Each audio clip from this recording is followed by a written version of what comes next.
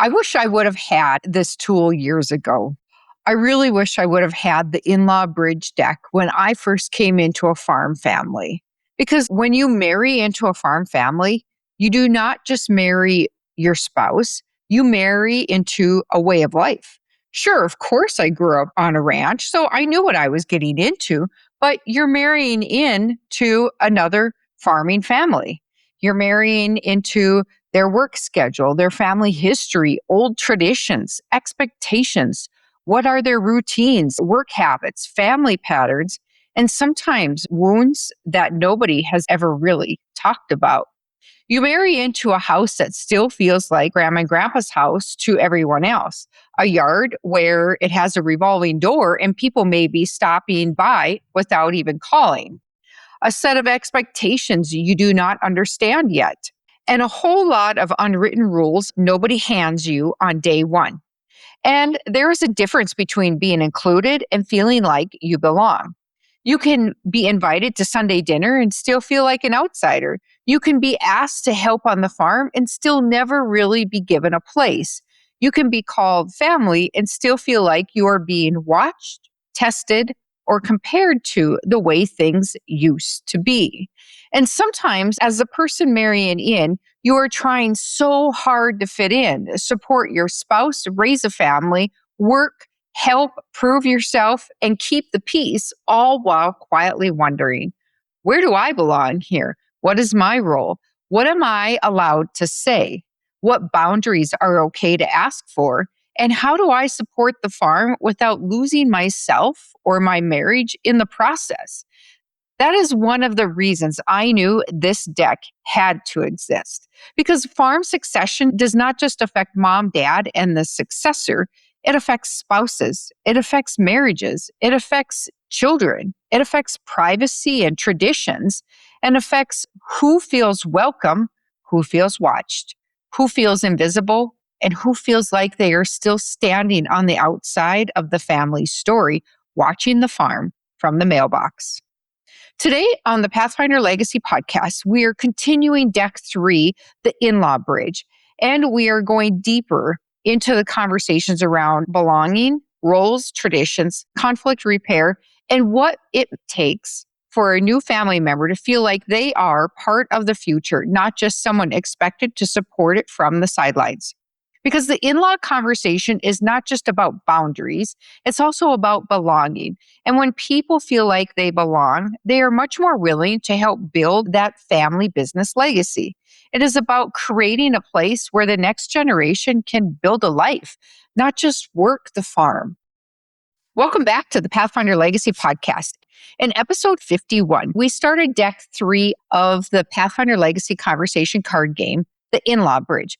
We talked about welcoming the successor spouse, protecting marriages, setting boundaries around the home and the farm, recognizing invisible work, and understanding that when someone marries into a farm family, they're often marrying into much more than a relationship.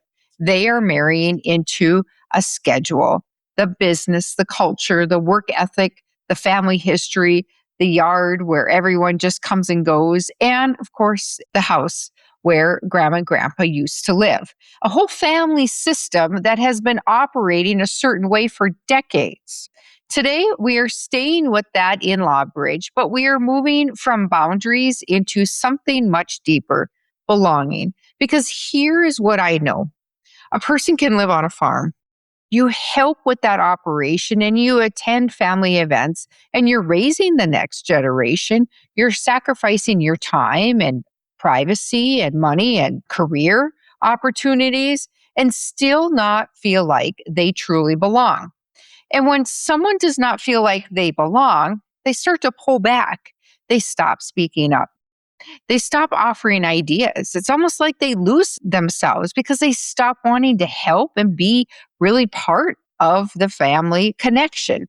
They start resenting the farm, even if they love the person they married. And that really matters because if the successor spouse feels like they're always on the outside looking in, tension eventually shows up in that marriage, in the house, in the business, and ultimately the succession plan. So today we're going to talk about what it means to truly welcome someone into the family story, how to clarify roles without creating any of those power struggles, how to update traditions without dishonoring the past, how to repair conflict before resentment hardens, and how families can make room for the next generation without making the older generation feel like they don't matter and feel like they're erased from the history. Quick reminder before we get started, this podcast is educational and practical. It is not legal, tax, financial, or counseling advice. Every family is different, and sometimes these conversations need support from your professionals, attorneys, CPAs, lenders, financial advisors, and other business facilitators. And if you want the Pathfinder Legacy conversation card game, or you want help using it with your family or clients, reach out to me at pathfinderlegacy.com. You can call, email, or text me. All right, let's keep building the in-law bridge. One of the mistakes farm families can make is assuming that if someone marries in, they automatically understand the family. They automatically understand the farm. They automatically understand what the family rules are. They automatically understand why things are done a certain way. They automatically understand when you speak up, when to speak up, and when to stay quiet. They automatically understand what is normal in this family, but they don't. There's no operating manual. And it's not like going to a job, although we should really be thinking of it like that because you're starting a new job position with a farm family. So how are you supposed to know? Because they didn't grow up with that family unit and that operation. They didn't grow up hearing what the old stories were around the kitchen table or seeing all the hard years of what mom and dad have gone through or what subjects are sensitive that we don't touch at all. They do not know which comments would start a kitchen table fire or what piece of ground carries a lot of family history that maybe grandma and grandpa first settled when they came back.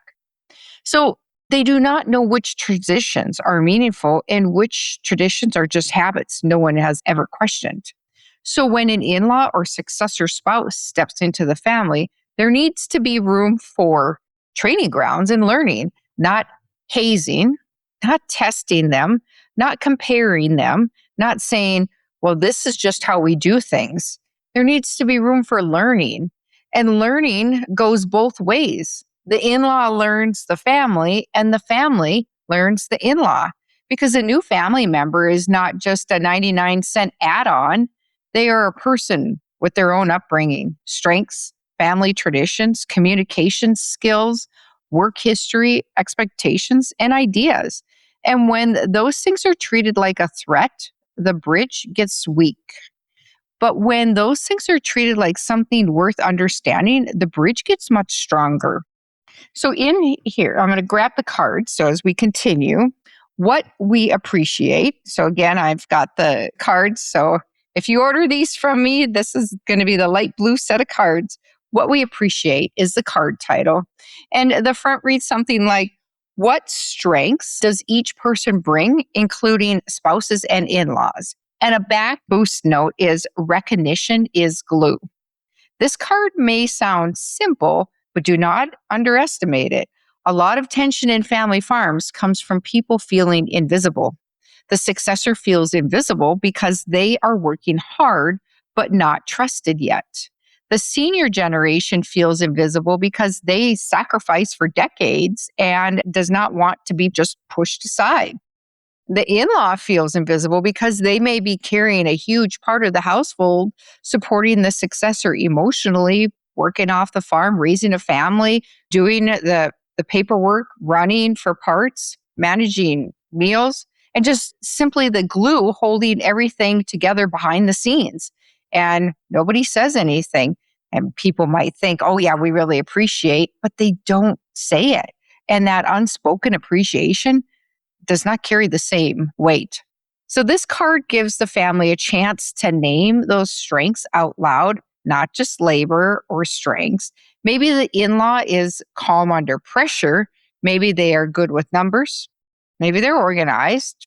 They're a people person. They're good with people. Maybe they bring in a lot of new ideas. And maybe they see risks the farm family has gotten used to ignoring. Maybe they help the successor stay grounded. and they protect the household from burnout because they notice things that others miss. And that's important. So here's an example. Let's say a daughter-in-law is working an off-farm job. She provides health insurance for the household, handles the kids' school schedules, keeps things moving during planting and harvest, and listens every night when her husband comes home stressed. But in the family's eyes, he is the one farming. She is just working in town, doesn't qualify for adding any value to the operation. That phrase, just working in town, that's where the damage comes in because she may be the reason the family can afford to keep building. She may be the reason the successor takes a smaller wage now. She may be the reason health insurance is covered. She may be the reason the household has stability while the farm continues to transition to that next generation. And that's where recognition is needed. So here's a script that I would say something when I'm working with farm families, the senior generation could say, I want to say something I appreciate about you. Your contribution may not always be in the field or on the farm books, but we appreciate what you're doing, and that matters. Thank you for what you bring to the table for this family and this operation. And the successor could say a script like this: I could not do this without the support at home.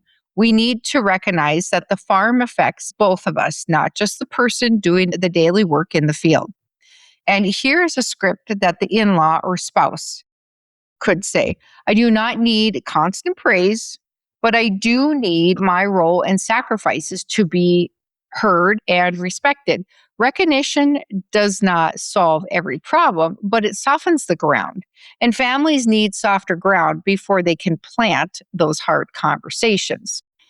The next issue families run into is role confusion. What hat are they wearing? Sometimes the in-laws want a role in the business, and sometimes they don't.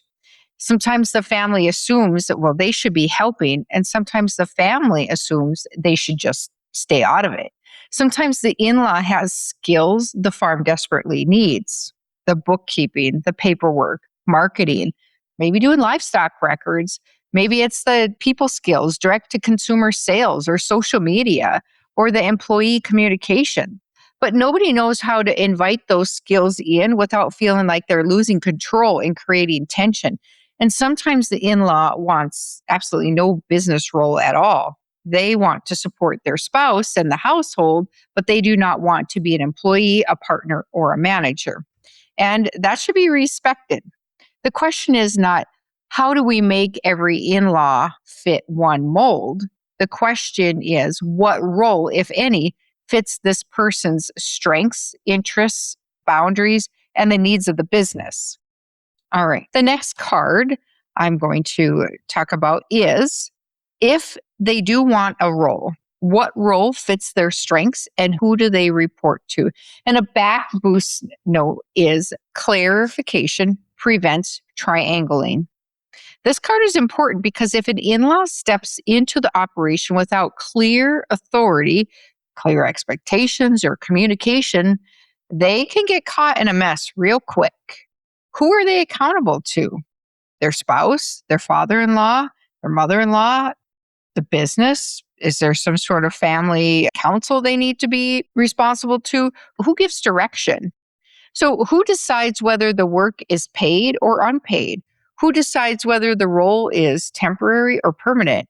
If nobody answers those questions, the in-law may end up trying to please everyone and satisfying no one.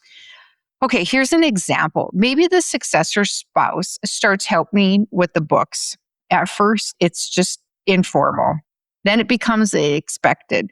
Then the senior generation still wants the reports done the old way, in a ledger book. The successor wants to upgrade to QuickBooks. And the accountant, it keeps pushing. We need to have the records cleaned up, and I need to be able to have them electronically.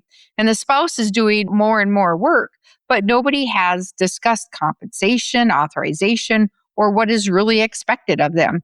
And pretty soon, what started as helping becomes resentment. And if someone criticizes the work, then it starts to feel personal. And why? Because the role was never really clearly defined. So here's a script I would use on the in-law or the spouse side. I'm willing to help in this area, but I need to know what exactly is my role. Who gives direction? How will decisions be made? And is this paid or unpaid?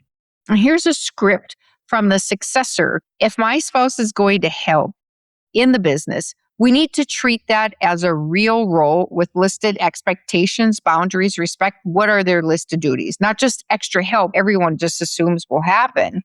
So, and then say it like this script would be for the senior generation is, we appreciate your willingness to help. Let's talk about what we want you to do so we do not put you in the middle or create confusion. What we want to talk about what your duties are. And here's the key. Do not use family as an excuse to avoid clarifying the big picture, because family businesses need to have more of these details laid out, because the relationship cost is much higher than if you were just working for a business that was non-family. Okay, the next card. The card title is Belonging Without Being in Charge. And the front prompt says, if an in-law does not want a business role, how do we still honor their voice and impact? And a back or boost note would be people matter, not just labor. This card is important because not every in-law wants to work in the operation. And that should be okay. Sometimes families treat farm labor like that is the only form of loyalty. If you are not in the tractor, you must not care. If you do not come out and help with the cows, you must not be committed. If you do not come every day to work, every gathering, every emergency, every conversation, you must not be one of us. But that's not always true. An in-law may really love being part of the family, but they still don't want to work in the business. They may have a career and they may have those boundaries. They may be busy raising babies, or they're supporting the family and the household and other ways that's not visible to the farm. They may protect their marriage by not getting involved in every business issue. Not every spouse wants to work directly with their other spouse all day long. So that doesn't mean that it doesn't matter. Okay, here's an example. A spouse says, I do not want to be part of the farm decision making, but I do want to understand how the plan is going to affect us as a family. Well, that's reasonable. They may not need a vote on which seed variety to plant, but they may need a voice in decisions that affect housing, debt, family time, what risk they take on, income, or where their children grow up. So there's a difference between running the farm and being affected by the farm. And here's a script I would use on the spousal side. I do not need to be involved in every business decision, but I do need to be included in conversations that affect our family, our finances, our children, and our future. Here's something, a script that the successor could say. My spouse may not work in the operation, but they are affected by this operation. I need us to respect that. Here's a script from the senior side. We do not want you to feel pressured into a role that you do not want, but we do want to understand how farm decisions affect your house, your family, and how to keep communication lines open. This is how families avoid making in-laws feel like outsiders just because they are not operators. Belonging is not the same as control, and involvement is not the same as employment. Now let's talk about traditions. Farm families are full of them. There's a lot of traditions. Sunday dinners, we do special holiday meals. What do we do for branding? What are the routines for calving? Who's getting up at night? What happens during harvest? Who's bringing meals to the field? Church traditions, fair week with kids. Who hosts Christmas or the holidays? Who is responsible for bringing what dishes?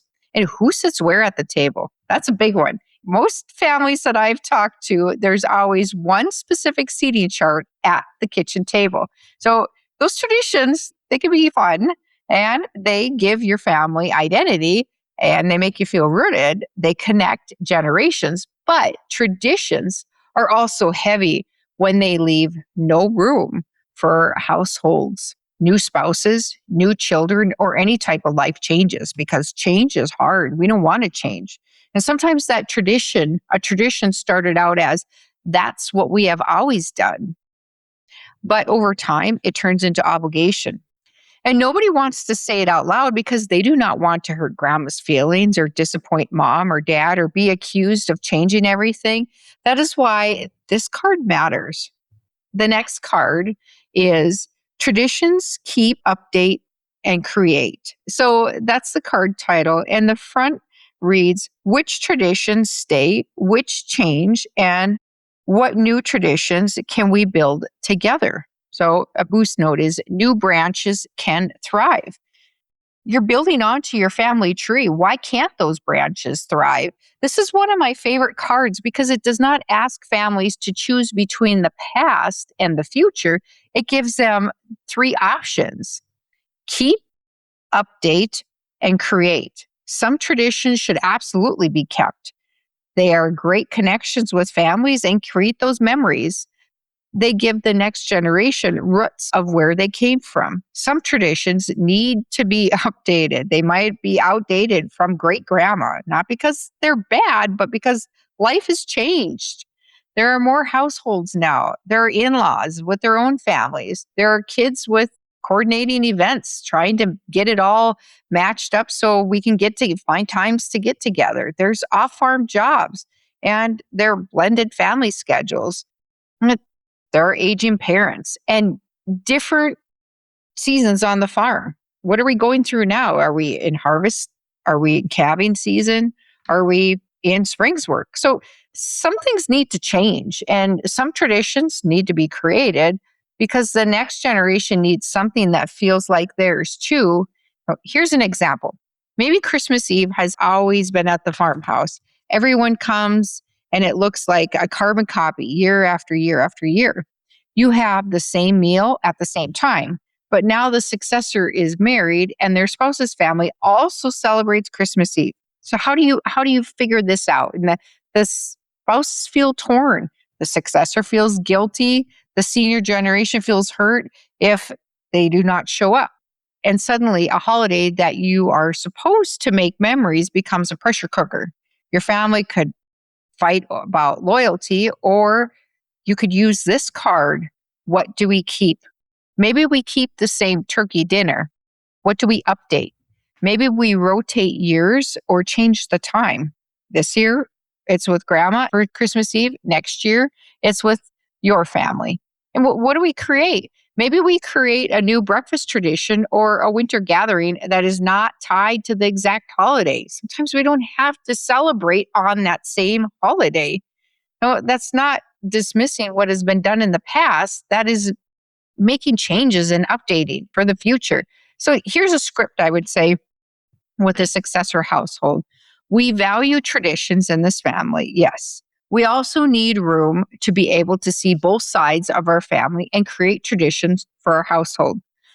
Can we discuss what we want to keep, what we want to update, and what new tradition might work better? And here's a script with the senior generation. This tradition really matters to us, but we do not want it to become a burden.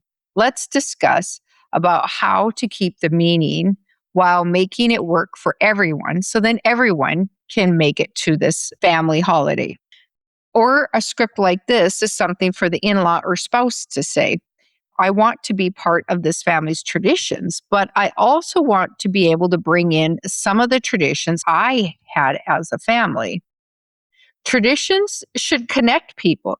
They should not become a test of loyalty. We all know every family has conflict. Even the families with only one child has conflicts. So conflict is not the issue. The issue is whether the family knows how to repair it and is willing to resolve it. In farm families, we may work really close together, living within an arm's reach of each other, sharing holidays, sharing equipment, sharing yard space, and sharing history. So when conflict happens, you can't always just walk away. You may still have to work together. You may still have to feed cows together or finish harvest together. You may still have to show up at the same birthday party. You may still have to sit across the table from each other. That is why families need repair skills, not perfect communication, repair. The ability to say, oh, that landed wrong. I'm in the wrong. I did not mean to say that. I was frustrated. I was upset. Can we reverse back and start over again? So here's what I heard. Did I understand you? I need to pause, but I do want to come back to this. Conflict that gets repaired can actually build trust. Conflict that gets ignored turns into resentment. All right, so here's the next card, and it reads, handling conflict like adults. And the front prompt states, when tension happens, what is our repair plan? And a boost note is, repair beats perfection. This card belongs in every family business because tension will happen. Tempers will rise. Someone will say something wrong. Someone will feel left out. Someone will overstep their bounds. Someone's going to take offense. Someone's going to get tired and snap. Someone's going to assume the worst. Someone will bring up an old wound during a conversation, and that's just family, right? All families do it. But the question is, how do you reel back from what happens next? Do we just avoid each other? Do we sit in the corner and gossip? Do we make the successor carry messages like the messenger? Do we freeze someone out? Do we pretend like nothing happened and then bring it up 3 years later? Or do we repair? Here's an example. Let's say the mother-in-law makes a comment like, well, that is not how I used to do it when I lived there. She may mean nothing by it, but to the daughter-in-law living in the house now, it sounds like criticism. She hears, you are not doing it right. And this is still my house. You are being compared. Now there's tension. One option is for the daughter-in-law to say nothing and resent it. Another option is for her to complain to her husband, who then gets stuck in the middle as a messenger. Another option is to repair. And here's a script that the spouse or in-law could use. I know you may not have meant it this way, but when I heard that comment, it made me feel like I was being compared to how things used to be. I want to have a good, open communication with you. So I would rather say something and we talk about it than let resentment build. And here's a script that the senior generation could say. I did not realize that I said it in that way. I'm sorry. I think I was remembering the past, but I do not want you to feel like I am judging how you make this home your own. And the successor script could be, I do not want to be the messenger. Can we talk about this directly and like adults so it does not become something bigger? That's how to repair this conversation and not sound dramatic. It is not easy, but it is honest and respectful. Here's a simple rule families can try. If something hurts, address it within 48 hours, if at all possible. Not in the heat of the moment, not 6 months later, within 48 hours. Use the structure. When this happened, I felt, fill in the blanks. What I need going forward is, and then listen. That simple framework can prevent years of bitterness. The next card I have is the future family picture. And the front reads, 10 years from now, what would make you proud to be part of this family business? And a backer boost note, talk in pictures, not threats. This card helps families stop fighting only about today's frustration and starts working on what they are actually trying to build.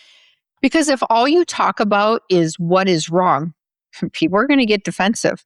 But if you ask, what do we want this to look like 10 years from now?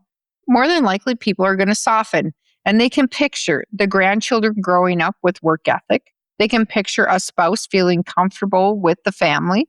They can picture mom and dad still respected, but not controlling everything. They can picture holidays with less tension. They can picture a business that is healthier and thriving. They can picture a successor who is trusted and picture siblings who still talk to each other. They can picture the farm continuing, not just as land and equipment, but as a place where people still want to come back home and gather together, creating memories. Here's a test question. Ask each person, 10 years from now, what would make you proud of how we handled this transition? The senior generation might say, I would be proud if the farm is still operating and the kids still come home for holidays. The successor might say, I would be proud if I was trusted to manage and still had a good relationship with my parents. The spouse might say, I would be proud if our marriage stayed strong and our kids still loved the farm. A non-farming sibling might say, I would be proud if I understood the plan and did not feel surprised or pushed aside. Those are important answers. They show the family that people may be asking for different things, but they often want the same bigger outcome, a healthy family legacy. So here's a script to say it like it is. Can we pause the problem for a minute and picture the future 10 years from now? Just 10 years from now, what would make each of us proud of how we handled this? Another script could be, I do not want us to win the argument and lose the family. What future are we trying to build here? This is the kind of question that helps families get back to the real purpose of why we are doing what we are doing with our family farms. All right, the last card that I have is the welcome promise. And the front of it reads, what can we promise each other about how we will treat new family members? And back boost note is, say it out loud and mean it. This card is a good closing card for the in-law bridge because it asks the family to move from conversation to commitment. Not legal commitment. I'm not talking about legal commitment here. A relational commitment. What can we promise? Maybe the senior generation promises, we will not compare you to the way things used to be. Maybe the successor promises, I will not make my spouse carry the weight of farm stress alone. Maybe the spouse promises, I will ask questions instead of assuming the worst. Maybe the family promises, we will not use tradition as a weapon. We will talk directly instead of sending messages through one person. We will respect the home as the home of the family living in it now. We will include without smothering. We will set boundaries without punishing. We will repair conflict instead of collecting resentment. We will not create a smear campaign against another family member or in-law. These are promises to welcome. Here is an example. Imagine sitting around the table and finishing this sentence. In this family, we promise new family members that, and then let each person answer. You may hear, you do not have to become just like us to be part of the family. We will explain expectations instead of just expecting you to guess. We will respect your household. We will value your strengths and what you bring to the table. We will not make you choose between your marriage and the farm. We will give you room to build new traditions. Those statements can be very powerful because families often assume belonging is obvious. Say it like this. Here's a script. I want us to be intentional about how we welcome people into this family. What can we promise each other so new family members feel respected, included, and not swallowed whole? Another script. We cannot control every conflict, but we can decide what kind of family culture we are trying to build here. That is the heart of this deck. Before we close, I want to speak to something important. When we talk about welcoming in-laws, protecting marriages, setting boundaries, updating traditions, and making room for new households, the older generation may feel like they are being pushed out or blamed. That is not the goal. A healthy transition does not erase the older generation. It honors them while making room for the next one. And that can be emotionally hard. because the senior generation may be watching the house change. Change is really hard for those generations. The traditions change, the business changes, the way decisions are made changes, the way holidays work changes. And even if those changes are necessary, they can still feel like a loss to them. So part of the in-law bridge is also helping the older generation feel respected. The message is not, you don't matter anymore. The message is, you built something and now we need your help making room for the next chapter. That is a different way of looking at it, and it matters. Here's a script to use as the successor to the senior generation.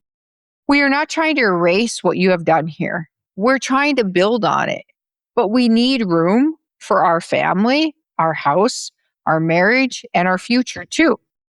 Here's a script for the senior generation to say to the next generation. It's hard to watch things change, but I want this family and this farm to keep going. I want to learn how to support you without holding you back. That is bridge building. If you want to take action from this episode, here's your homework. I call this the belonging bridge check-in. Set a timer for 30 minutes. You can do this first as a couple, then bring in pieces of it to a larger family conversation. So step 1, name what belonging looks like. Take 7 minutes and each spouse answers. What helps me feel like I belong in this family or this operation? Write it down. No arguing, just write it down. Just listen.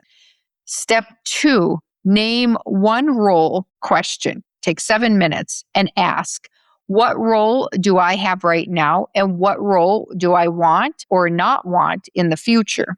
This is especially important for spouses and in-laws. Do they or do they not want a business role? Do they need information access? Do they need boundaries? Do they need recognition? Do they need to stop being put in the middle? Step 3, keep, update, or create. This take about 8 minutes. Pick one tradition and ask, do we keep it as is? Do we update it? Or do we create something completely new? Start with something manageable, a holiday, a Sunday meal, a busy summer expectation over the busy season, a family event, or a household routine. And step 4, write one welcome promise. Take 8 minutes. Finish this sentence. In this family, we promise new family members that. Write one sentence you can actually honor. So, for example, in this family, we promise new family members that we will explain expectations instead of expecting them to guess. Or in this family, we promise that the home belongs to the couple. Or in this family, we promise that the home belongs to those that are living in it right now. Or in this family, we promise to repair conflict directly instead of sending messages through someone else. Then schedule the next conversation, because one good conversation is helpful, but repeated, respectful conversations change the family culture. And if you want the homework resource for this episode, go to pathfinderlegacy.com and look for Belonging Bridge Check-In. Next time on the Pathfinder Legacy Podcast, we're moving into deck 4, the Legacy Lantern. And this deck hits close to my heart because before families can decide what they are passing on, they really need to understand the story they are carrying. We will talk about your family's origin story, the hard years, the proud moments, the sacrifices made, those turning points, the people who built the operation, the values that shaped it, the stories the next generation needs to hear before they can fully understand what they are being asked to carry on. Because legacy is not just what you leave behind, it is what you help the next generation understand. Here's what I want you to remember. A healthy farm succession plan does not only transfer assets, it transfers trust, it transfers responsibility, accountability, history, opportunity, it transfers belonging. If a new family member feels like they are only tolerated, they will eventually protect themselves by pulling away and creating distance.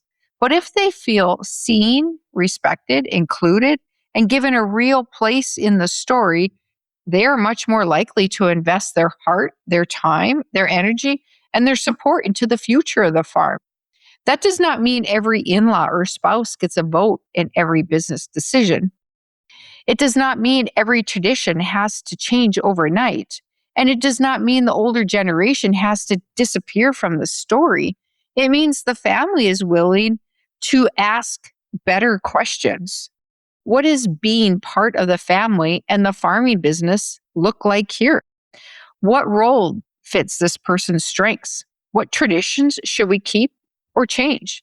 How do we repair conflict when someone gets hurt? And how do we make sure the next generation is not just inheriting work, but also inheriting a family culture worth staying for? If you want the homework resource for this episode, again, go to my website at pathfinderlegacy.com and look for Belonging Bridge Checklist. And if you are ready to purchase the Pathfinder Legacy Conversation card game, or you want help using it with your family or your clients, reach out to me at my website as well. At the end of the day, the legacy is not just land, the farmhouse, the machinery, the equipment, the cattle, crops, the balance sheet, or the estate plan. It is the people inside the story. It is the spouse trying to find their place. It is the marriage trying to stay strong. It is the traditions that need room to grow. It is the conflict that needs to be repaired before it becomes resentment. And it is the bridge we build so the next generation does not just work the farm. They feel like they belong to the future of it. Thanks for joining me on the Pathfinder Legacy Podcast. If this episode made you think about your farm's future, consider sharing it with a family member or a friend who could use the help. Sometimes the hardest conversations are the ones that matter the most. Until next time, I'll see you between the ditches. Thanks for listening to the Pathfinder Legacy Podcast, where your future is our focus. Be sure to subscribe, follow us on social media, and visit us at pathfinderlegacy.com to start building your transition plan today.